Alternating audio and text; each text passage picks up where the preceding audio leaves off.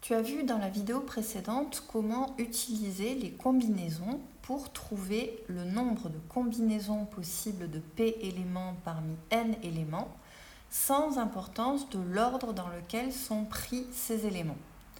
Rappelle-toi l'exemple, tu cherchais combien de combinaisons possibles de 2 mâles tu pouvais faire parmi les 16 mâles de la population sans importance de l'ordre dans lequel tu capturais ces 2 mâles. Dans la vidéo qui suit, on va s'intéresser à des cas où l'ordre dans lequel on considère les éléments a une importance. Prenons cet exemple de la parade nuptiale. Le mâle va s'approcher de la femelle au cours d'une séquence de 3 comportements distincts sur une possibilité de 7 comportements inventoriés chez cette espèce. On peut alors se demander quelle est la probabilité que le mâle réalise exactement cette séquence-là, c'est-à-dire d'abord le comportement G, puis le comportement E et enfin le B. Donc, pour calculer cette probabilité, bien sûr, tu repars de la formule que tu connais bien maintenant, qui consiste à dénombrer les cas favorables et diviser par le nombre de cas possibles. Donc, combien de cas favorables, c'est-à-dire combien de séquences satisfaisant l'événement comportement G, puis E, puis B. Eh bien, un seul cas favorable, alors ça peut te paraître évident, donc tant mieux, ça prouve que tu as bien compris. Effectivement, il n'y a qu'une seule option possible pour réaliser cette séquence. Il faut d'abord que le mâle réalise le comportement G, puis le E, puis le B. Maintenant, combien de cas possibles? Donc en prenant 3 comportements parmi les 7, comment peut-on les arranger pour former des séquences différentes? Donc on va en écrire quelques-unes de ces séquences. Le mâle pourrait par exemple réaliser le comportement A, puis le B, puis le C.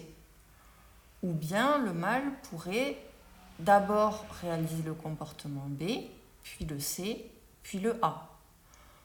Ou encore, il pourrait commencer avec le C, le A, puis le B.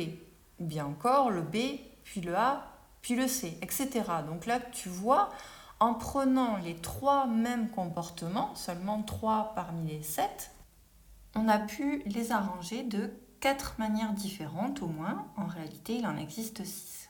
Donc là, finalement, on cherche combien de séquences ou d'arrangements différents de ces 3 comportements.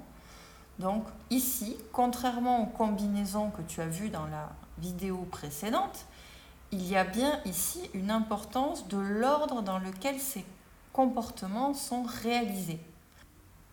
L'outil qui te permettra rapidement de dénombrer ces séquences différentes, c'est l'arrangement sans répétition.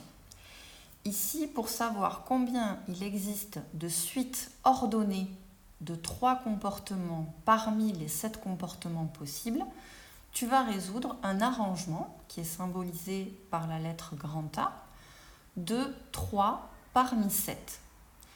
Donc ta calculatrice est capable de résoudre cela directement, mais ça revient en fait à calculer 7 factoriel divisé par 7 moins 3 factoriel. Je te rappelle que 7 factoriel, c'est égal à 7 fois 6 fois 5 fois 4, etc. jusqu'à 1, divisé par 7 moins 3, donc 4 factoriel, qui revient à faire 4 fois 3 fois 2 fois 1. Donc là, tu peux simplifier et tu trouveras 210. Donc en fait, il existe 210 séquences ordonnées différentes de 3 comportements parmi les 7 comportements de parade possibles chez cet oiseau.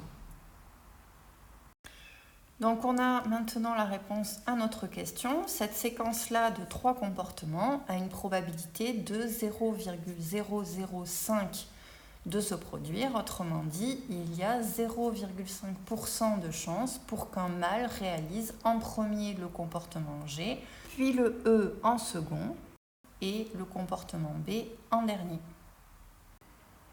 Alors, une dernière précision, Pourquoi on dit un arrangement sans répétition? Eh bien parce que dès qu'un comportement est réalisé une fois dans une séquence, il ne peut pas être réalisé une seconde fois. Voilà, on parle donc d'un arrangement sans répétition ou sans remise.